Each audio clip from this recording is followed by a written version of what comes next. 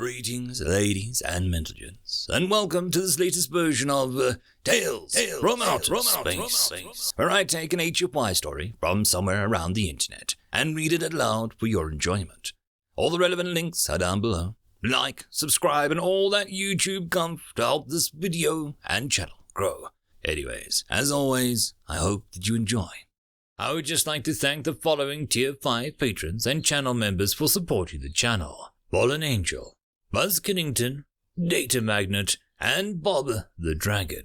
Thank you again. And now, on to the story. Story number 1.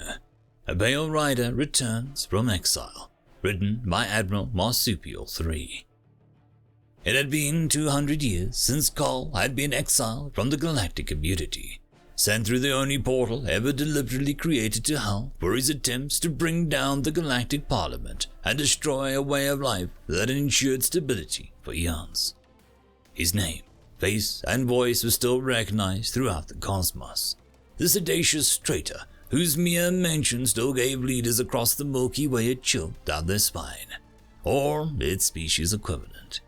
Which is why every intelligence agency and investigation organization in the galaxy was trying to work out if the broadcast that went out across all spacefaring systems announcing his imminent return was real or a hoax for which someone was going to be executed.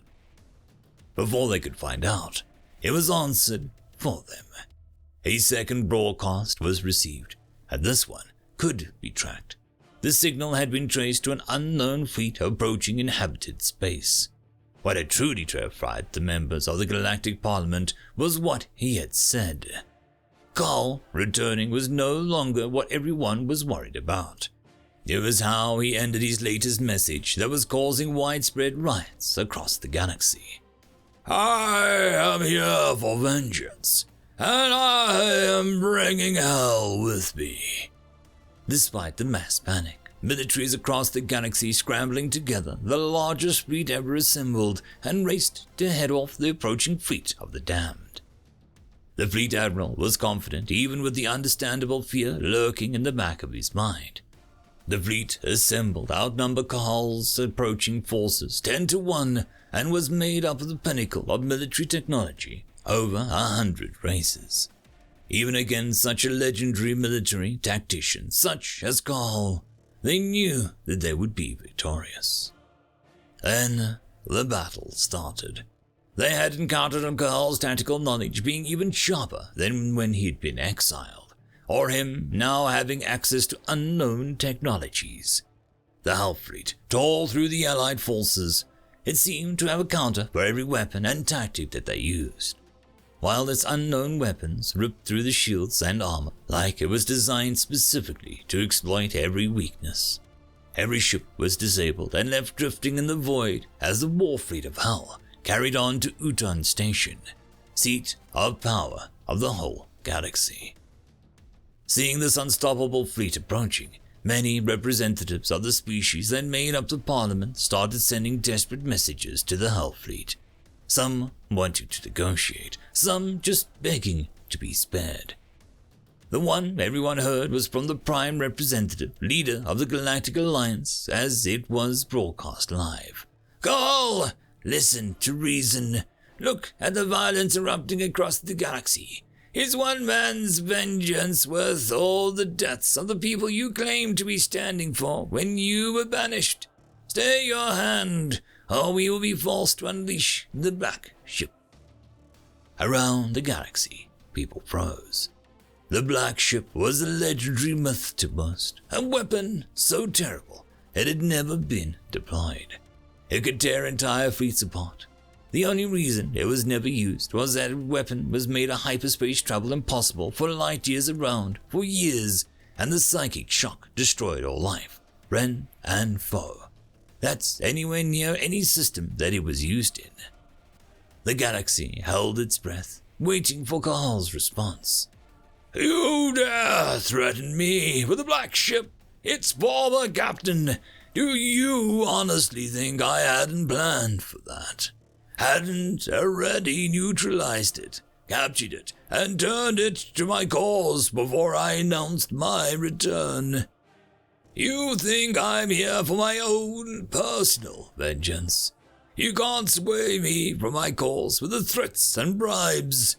I am your end, your final judgment.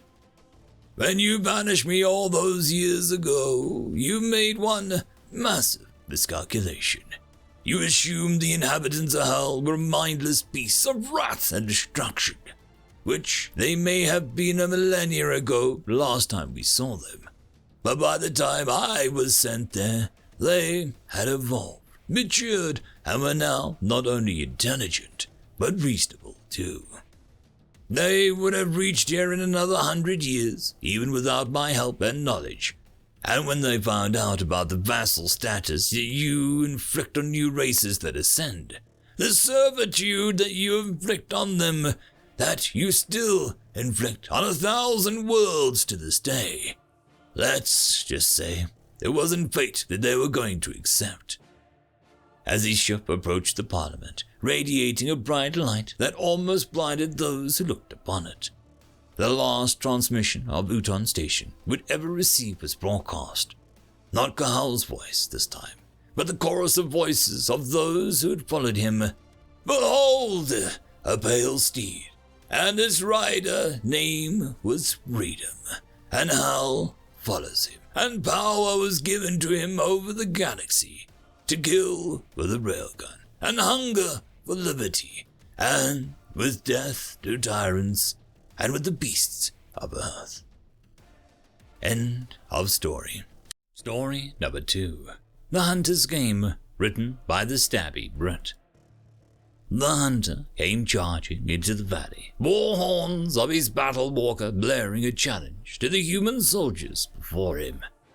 The 8-meter tall machine bounded forward at 50 miles per hour, gen guns raking the Terran infantry regiments as they scattered before him. Speakers boomed his laughter as their feeble guns chattered harmless rounds against his carapace. Audio receptors recorded the screams of those who were crushed beneath his armed feet. From behind the distant rise came a trio of dust plumes. The hunter almost missed them at first, so lost was he in the wanton slaughter of the infantry. There were Terran dual tanks rushing to the fight on anti-grav before dropping into bracing tracks to maximize their accuracy. The hunter's quills trembled with rage as he registered their presence. His beak opened and cursing as their opening salvo thundered across the valley.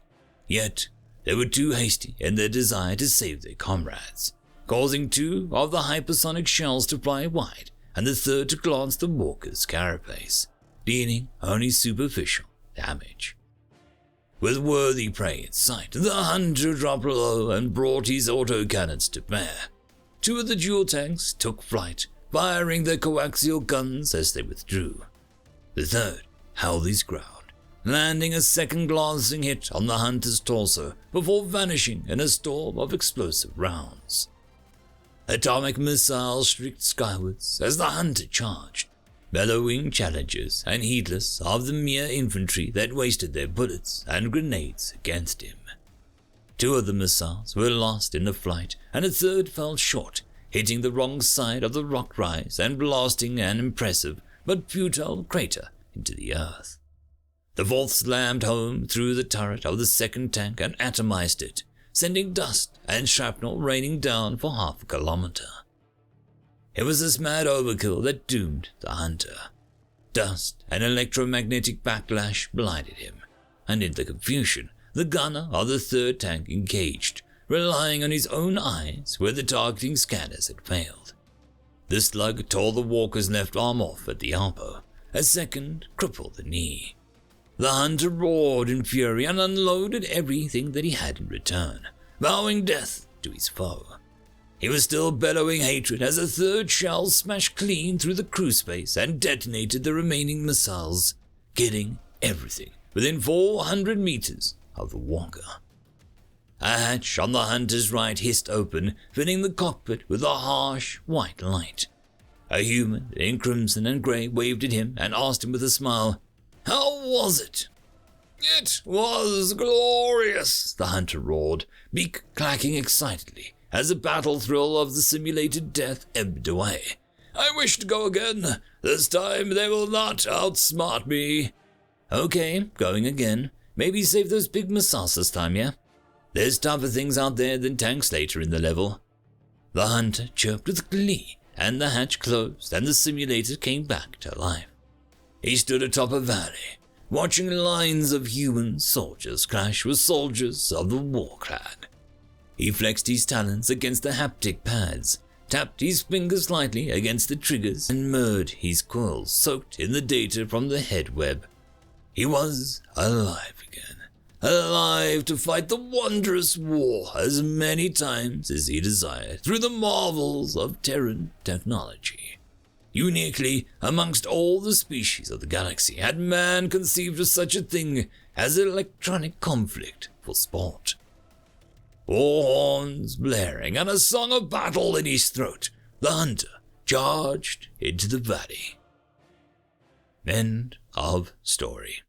And that, my friends, concludes this video. I hope that you enjoyed, and if you do, please consider supporting the author, even by popping over and leaving a thumbs up or a nice comment, just to show your appreciation for the story.